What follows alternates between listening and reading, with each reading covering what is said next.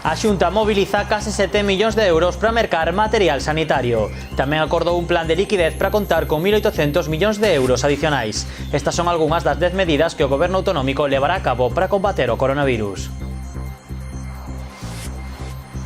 Que tal? Boas noites. De contado detallamos esas medidas aprobadas hoxe polo Consello da Xunta. Antes actualizamos datos da crise do coronavirus, nunha xornada complicada na área sanitaria de Pontevedra e o Salnés pola expansión do coronavirus. Hoxe rexistrouse unha nova vítima mortal. Trátase dun home de 90 anos. Permanecía ingresado no Hospital de Montecelo de Pontevedra e tiña patoloxías previas. Con este novo falecido elevase a 6 o número de mortos polo COVID-19 na área sanitaria de Pontevedra e o Salnés.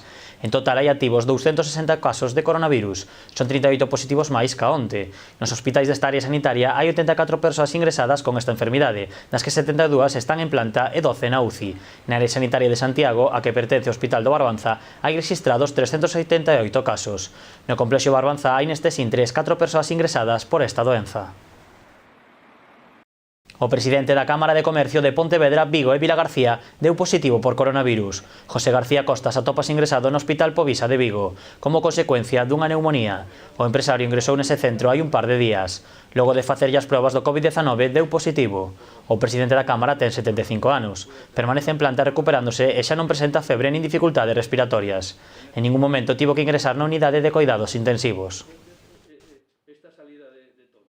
A Xunta aproba un paquete de 10 medidas para facer fronte á crise do coronavirus. Mobiliza case 7 millóns de euros para a compra de material sanitario e apraza o pagamento de impostos autonómicos. Ademais, tamén compra 1.000 ordenadores para que os nenos das familias con menos recursos sigan as clases online. O Consello da Xunta deu hoxe luz verde a 10 medidas para loitar contra a pandemia. Para iso, o Goberno galego aprobou un plan de liquidez para contar con 1.800 millóns de euros adicionais. No capítulo sanitario autorizarse a compra dunha nova partida de material por un valor de 7 millóns de euros, porque peor de Feijóo aínda está por chegar. Estamos preparándonos para o pico asistencial que vamos a ter no mes de abril. Xa anticipo que o mes de abril, salvo equivocacións moi abruptas, o mes de abril desde o punto de vista asistencial de presión hospitalaria, de presión de urxencias e de UCI será peor que o mes de marzo. Esos son os datos que temos neste momento. Veñen por conseguinte, o decíamos onte na Diputación Permanente no Parlamento e tamén nas outras rodas de prensa que tivemos, veñen semanas duras. Na parte económica, Feijóo anunciou o aprazamento do pago dos impostos autonómicos. A mensaxe é para os galegos e as galegas que non se preocupen de pagar os impostos autonómicos, que isto non sexa a súa prioridade. Ninguén ten que pagar os impostos de sucesións, nin de doazós, nin de actos xurídicos documentados, nin o imposto de transmisións ata o 30 de xuño. E iso é unha mensaxe para miles de persoas. Ademais, a Xunta asume a cobertura do 100% das axudas do bono de alugueiro social. Aquelas persoas que na actualidade sexan beneficiarias dunha axuda ou amparo do programa bono do alugueiro social non terán que facer fronte ao pago do alugueiro mentras se manteña o estado de alarma. A Xunta, pois, asumirá a totalidade da renda da vivenda mentras dure esta situación. O Executivo galego tamén comprou 1.000 ordenadores novos que destinará a aqueles alumnos de familias con menos recursos para que poidan seguir as clases de forma online. Eses equipos contarán con conexión a internet de balde. A economía de Galicia depende en gran medida do futuro da pesca. De aí que o rei Felipe VI se interesase pola situación que está a vivir o sector ante a crise sanitaria provocada polo coronavirus. O monarca mantivo unha conferencia co presidente da Federación Galega de Confrarías. Aínda que puidera parecelo, esta imaxe non é unha montaxe, é real e nunca mellor dito, posto que o presidente da Federación Galega de Confrarías mantivo unha videoconferencia co mesmísimo rei de España. O encontro, solicitado pola Casa Real, tiña como obxectivo coñecer de primeira man a situación que está a atravesar o sector pesqueiro no medio da crise sanitaria. José Antonio Pérez explicoulle a Felipe VI as dificultades derivadas da caída dos prezos e a ausencia de compradores, situación que afecta principalmente a flota artesanal, polo que moitas confrarías optaron xa por parar a actividade. Ahora mismo el pescado lo estamos vendiendo muy barato, por bajo de coste de producción. Hay días que no somos, con lo que sacamos, no somos capaces de pagar el combustible, solamente el combustible. Ahora estamos donando el pescado para Cáritas, para asociaciones pues, que no necesitan. Pues, para echarlo para harina es mejor donarlo, ¿no? Entonces ese es el gran problema que estamos teniendo en estos momentos. Después, con el Real Decreto, el Ministerio, como usted sabe también, cogió las competencias de las autonomías y en este momento la agricultura y la pesca no entramos dentro del paquete para tener un cese de actividad, ¿no?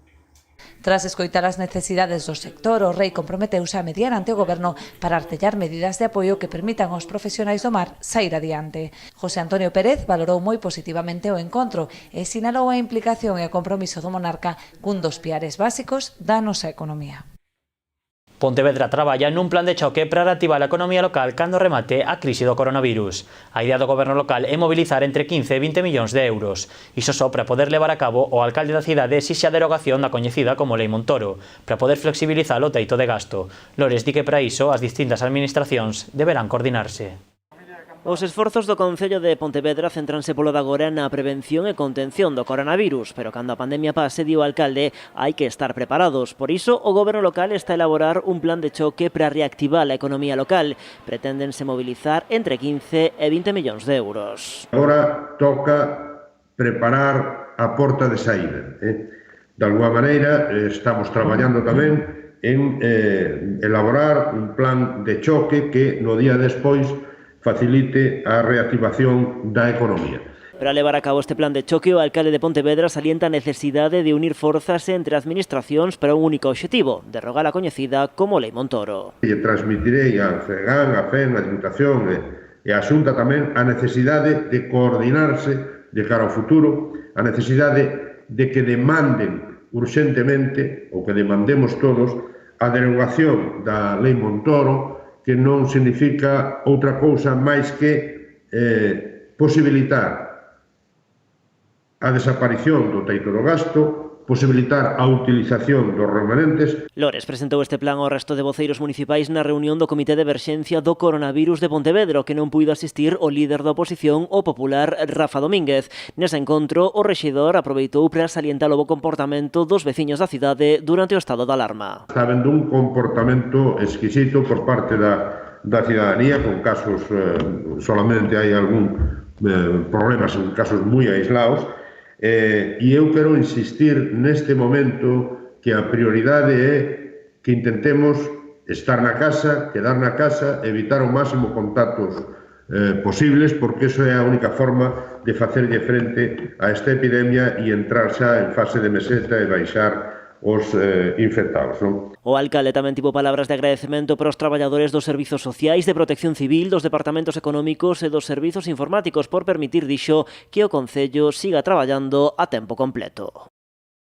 O alcalde de Pontevedra tamén se referiu ao positivo por coronavirus dentro do albergue de Salcedo, no que pasan a noite as persoas en teito. Lores asegura que unha vez confirmado ese caso, tomáronse todas as medidas oportunas. Digo, o Concello ten un plan B no caso de que fose preciso reubicar os usuarios noutro espazo. Hai unha persona que está ingresada en Montecelo, as demais persoas non teñen neste momento síntomas, nin hai ningún positivo máis, se tomaron todas as medidas de separación e de garantizar, en fin, a prevención para que non se estenda o virus, e por parte da subdelegación e por parte de epidemioloxía do Sergas se deron as órdenes pertinentes que nos estamos cumplindo e, en principio, non hai ninguna novedade agás que nos, en previsión de que hubiera que trasladar ou aumentar os espacios posibles, pois estamos vendo, temos un plan B para ubicar a xente no caso de que fora necesario. As patrullas da Brigade desplegáronse hoxe por Vilagarcía no marco da súa colaboración para frear o avance do coronavirus. A súa tarefa centrouse en establecer un enlace sólido e eficaz coas autoridades para facilitar os cometidos de presencia e vixiancia do incumprimento das medidas establecidas polo estado de alarma. Nestas xornadas, ademais, as patrullas da Brilat tamén recoñecen as consideradas zonas máis conflictivas da cidade e o que denominan infraestructuras críticas. Ademais da súa presencia en Vilagarcía, tamén se desplazaron á localidade de Caldas, onde os equipos de desinfección realizaron tarefas de fumigación na residencia de maiores Nuestra Señora de la Asunción. E sen saír de Vilagarcía, o Servizo Municipal de Emerxencias e Protección Civil do Concello pon a disposición do PAD de San Roque unha das súas carpas para facilitar unha maneira máis segura de atender pacientes. A instalación actúa como antesala para cribra antes dos casos sospeitosos de COVID-19. Isto permite reducir o risco de contagio e de contaminación do centro. As persoas que acudan ao Servizo de Urxencias de San Roque deberán dirixirse en primeira instancia a esta carpa, onde serán avaliadas polo persoal sanitario. Os que presenten síntomas de coronavirus serán illados e tratados segundo o establecemento concreto. A carpa do PAC estará operativa polas tardes e durante as fins de semana, fora do horario habitual de consultas do centro de saúde. Membros da Brilat traballan estes días na desinfección e limpeza de residencias e centros da terceira idade en toda Galicia. Un dos primeiros concellos no que actuaron foi o de Ribeira, onde procederon á limpeza interior e exterior da residencia de maiores. A elección dos centros e o operativo de limpeza foi coordinado entre a Delegación do Goberno en Galicia, as 4 subdelegacións provinciais e a Xunta a través dun protocolo que establece as prioridades de traballo de unidade militar de emerxencias. Mentres tanto, os concellos continúan tamén con labores de limpeza e desinfección dos espazos públicos. As empresas que viron incrementadas a súa carga de traballo foron as de desinfección e prevención de pragas. Nesta situación na que nos atopamos, todos os seus traballos están enfocados a combater o coronavirus. As empresas de desinfección e prevención de pragas cobran unha gran importancia na situación de epidemia na que nos atopamos. O sector ve incrementada a súa carga de traballo, pero única e exclusivamente para combater o coronavirus. Bueno, estamos traballando bastante, a verdad que ha cambiado un poquinho radical o sistema de traballo habitual.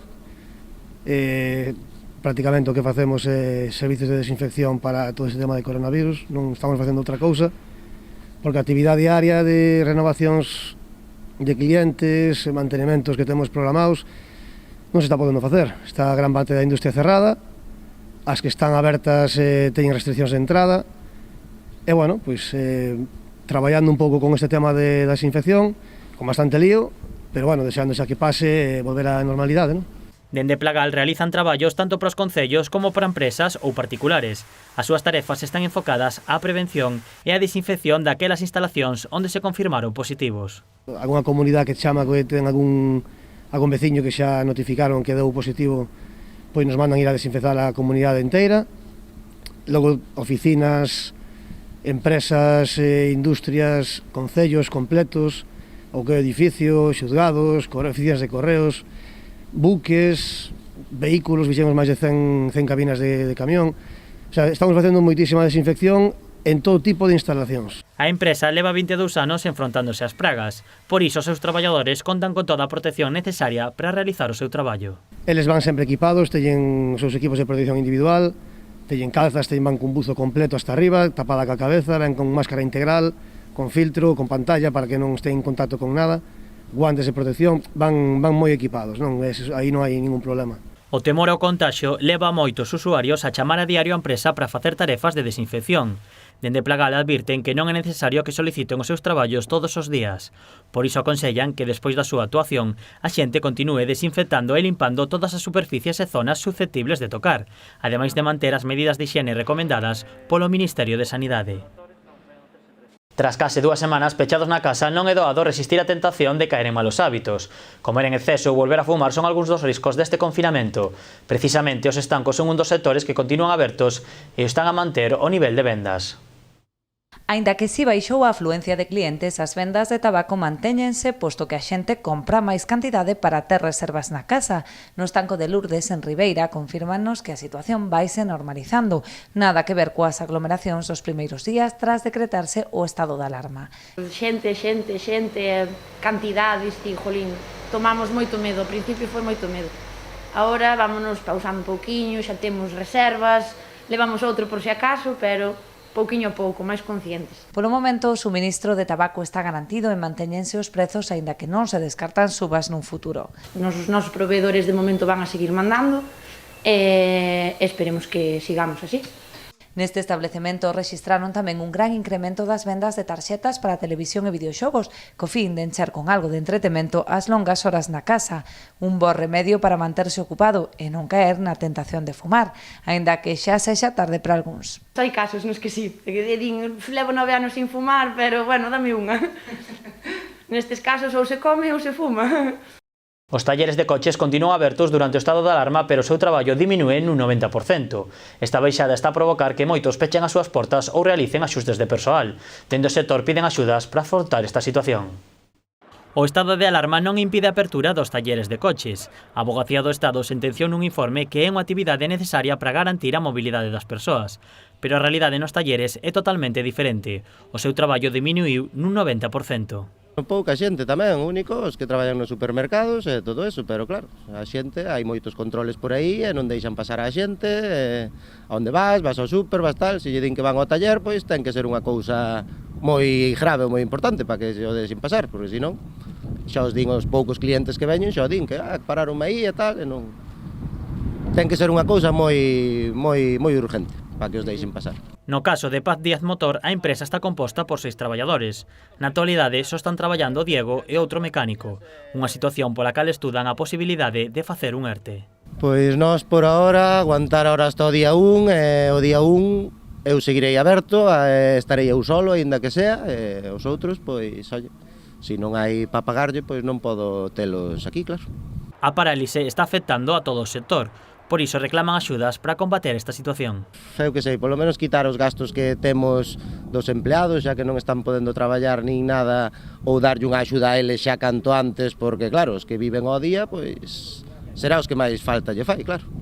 A pesar da escaseza de traballo, dende o taller toman as medidas necesarias para evitar os contaxios. Pois, en principio, non acercarnos moito á xente que ven, que nos deixe o coche aquí fora e nós entramos no coche, plastificámolo, asientos, volante, palanca de marchas e todo eso, polo menos para intentar tocar o menos posible dentro dos coches dos clientes, lavar as mans moi a menudo, guantes, as mascarillas poñémolas cando vemos que ven así algunha persona maior ou o que sea. A zona de mecánica non é a única que Paz Díaz Motor mantén en funcionamento. A área de lavado continúa aberta, pero só para autoservizo.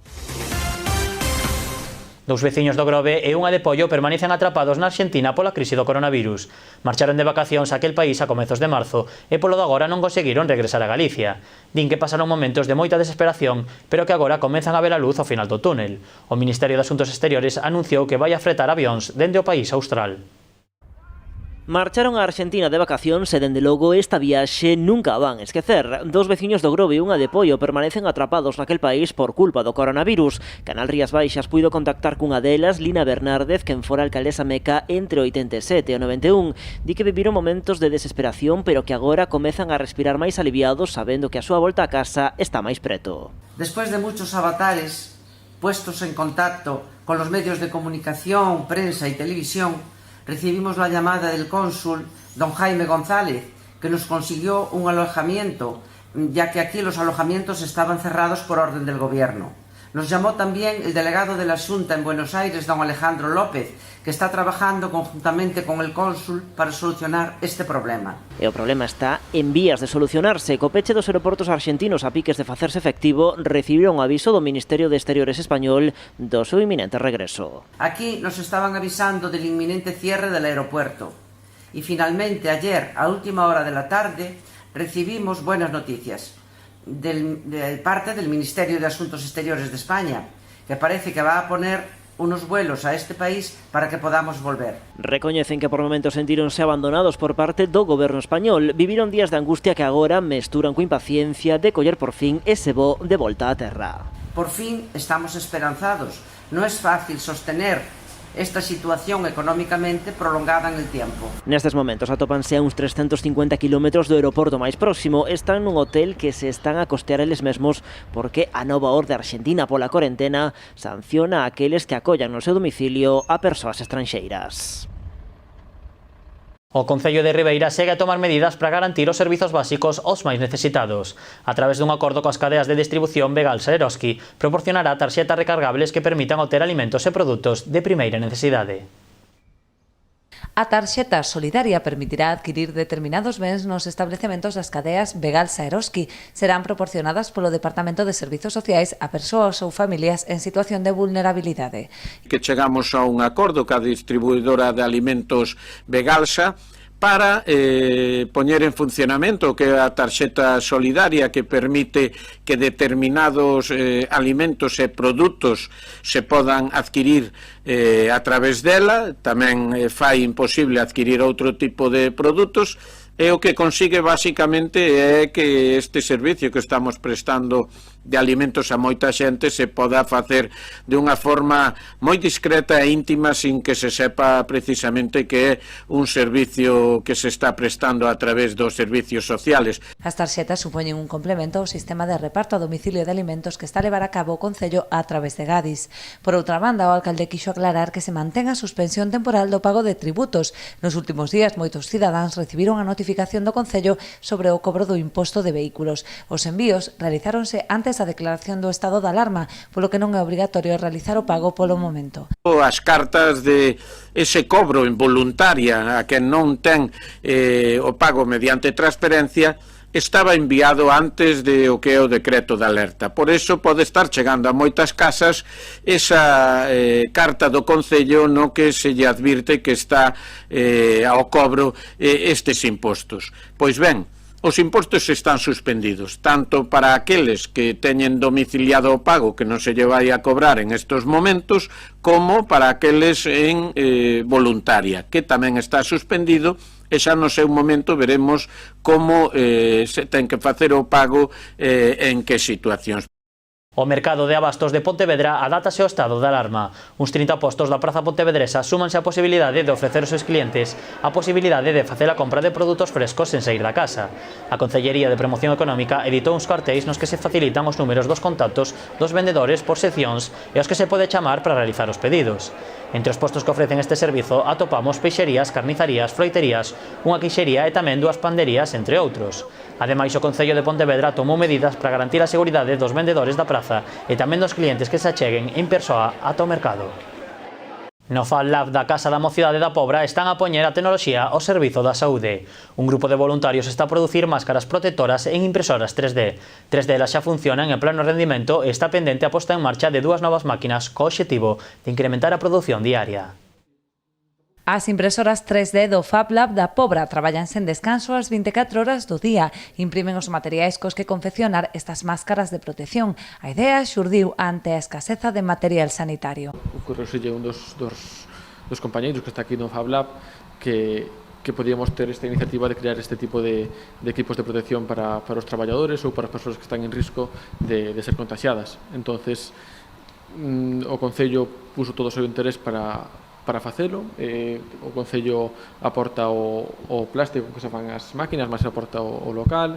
Vai de agradecer tamén que todo o que tivemos que comprar a maiores, cando quixemos ir comprar e explicamos para que era, non o quixeron cobrar, é dicir, todo este virus é un virus moi, bueno, ten unha parte moi mala que é todo o que trae, pero ten unha parte moi boa que nos saca solidaridade, fainos máis humanos. As máscaras destinaránse principalmente ao persoal do Hospital do Barbanza e dos centros de saúde, así como a voluntarios de protección civil e traballadores do Servizo de Limpeza e da Axuda no Fogar. Nos por hora dotamos ao Hospital do Barbanza, levamos para o Centro de Saúde e para operarios aquí propios do Concello.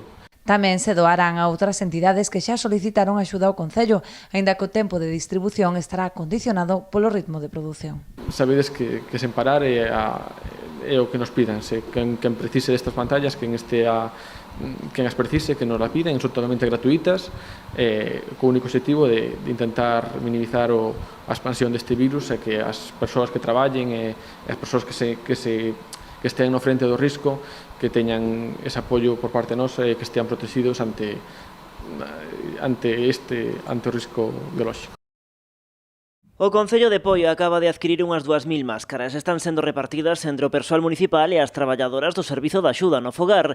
O goberno local está a dar prioridade a aqueles departamentos que están máis expostos ao coronavirus. Entre eles, polas tarefas que desempeñan, atópase a Policía Local, Protección Civil ou o Servizo de Axuda no Fogar, que na actualidade presta asistencia a máis de 100 de persoas no municipio. Ao mesmo tempo, a Comisión do Seguimento do COVID-19 de Poio acordou reclamar a diferentes institucións a dotación de material preciso para garantir a seguridade dos traballadores municipais. Esta reclamación xa foi trasladada á Subdelegación do Goberno en Pontevedra, aos Sergas e á Federación Galega de Municipios e Provincias. Con todo, dende o Concello aclaran que só se aspira a recibir ese material unha vez estea garantido o abastecemento pro persoal dos centros sanitarios. Valga toma medidas ante a escaseza de máscaras. O Concello encargou a unha costureira da localidade a súa confección para facerlle fronte á crise sanitaria do coronavirus. A decisión foi adoptada pola Comisión de Seguimento constituída no municipio tras a declaración do estado de alarma. O Concello xa recibiu a primeira remesa de máscaras elaboradas por esta modista valguesa. Agora serán distribuídas polo Departamento de Servizos Sociais en base ás necesidades prioritarias. Deste xeito, o Concello tenta paliar a imposibilidade de atopar no mercado este material ante a súa elevada demanda nestes momentos. Susto no Concello de Meis. Esta madrugada ardeu na Armenteira unha nave de explotación de polos. O incendio deixou máis de 12.000 aves mortas. Ningunha persoa resultou ferida. Un incendio declarado na madrugada deste venres deixou neste estado unha nave de explotación de polos situada no Concello de Meis. O suceso tivo lugar preto das 4:30 da madrugada na zona de Cabeza de Boi. Unha forte explosión espertou a propietaria que deu aviso á Garda Civil polo lume da granxa. Os axentes alertaron ao Centro Integrado de Atención ás Emerxencias 112 Galicia, que deu aviso aos bombeiros do Salnés, aos voluntarios de Protección Civil e ao persoal do Servizo de Urxencias Sanitarias de Galicia por se fose necesaria a súa intervención. O Servizo de Bombeiros actuou con celeridade para tallar as lapas e controlar o foco de incendio, evitando que se propagase ao resto da nave. Os danos afectaron a primeira planta onde faleceron 12.000 polos. A rápida intervención permitiu salvar a outros 8.000 animais. Aínda así, ante o gran tamaño do incendio, os bombeiros necesitaron 3 horas para extinguir as lapas. Por sorte non houbo que lamentar danos persoais. Os bombeiros confirmaron que ademais do primeiro andar, o lume tamén afectou ao tellado da nave. A Garda Civil abriu unha investigación para esclarecer as causas do lume. As primeiras hipóteses indican que un cortocircuito puido ser a orixe do fogo. O Concello de Boiro retoma as obras da nova sede do Club de Remo de Cabo de Cruz. Os traballos levaban días paralizados ante a tardanza na retirada dun poste da empresa Naturgy que impedía o desenvolvemento das obras. Esta semana a empresa procedeu a quitar o poste que daba suministro a 12 vivendas, polo que os operarios volveron ao traballo. Na actualidade está a intervir no noiro de terra inestable da zona sur da obra. Nas próximas semanas comezará a cimentación do foxo de Remo e a execución dos muros pantalla. Se non xorden novos impedimentos, a cimentación estaría totalmente rematada en abril. Aquí en Canal Rías Baixas seguimos recollendo imaxes das múltiples homenaxes que están a recibir os traballadores sanitarios e tamén dos servizos de emerxencia. Xa saben que cada tarde ás 8 do serán son moitos os que se asoman ás súas fiestras para aplaudir a labor dos profesionais que nos están a coidar. Imos cun pequeno repaso do que chegou a nosa redacción nas últimas horas.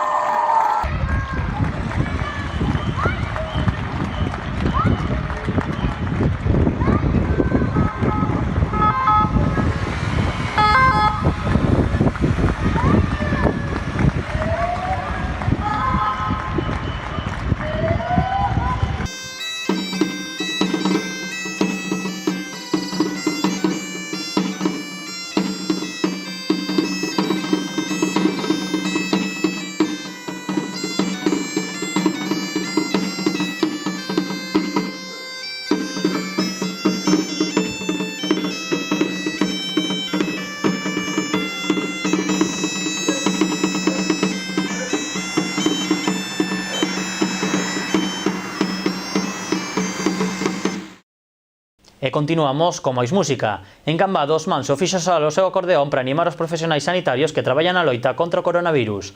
O músico ofreceu unha actuación moi particular dende a súa fiestra. Este é un anaco dese curioso concerto.